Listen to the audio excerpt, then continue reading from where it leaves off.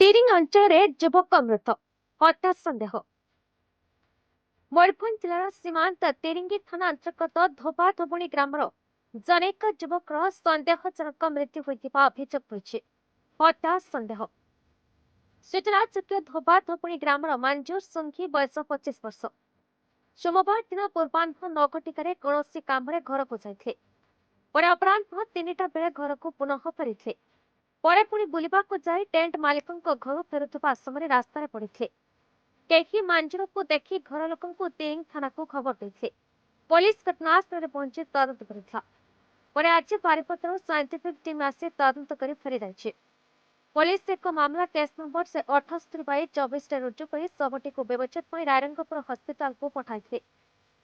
ରାୟରଙ୍ଗପୁର ନର ଅତିରିକ୍ତ ଜିଲ୍ଲା ଆରକ୍ଷୀ ଅଧୀକ୍ଷକ ଶ୍ରୀ ନାରାୟଣ ନାୟକ, ଏସଡିପିଓ ଶ୍ରୀ ଗୋପାଳନନ୍ଦ ସାହୁ, ତିରିଙ୍ଗି ଥାନା ଅଧିକାରୀ ପ୍ରମୁଖ ତଦନ୍ତକୁ ଜୋରଦାର କରିଛି। ରାୟରଙ୍ଗପୁରର ଅକ୍ଷୟ ବିଶ୍ୱାଳଙ୍କ ରିପୋର୍ଟ, ବିଇ ନ୍ୟୁଜ ଓଡ଼ିଶା।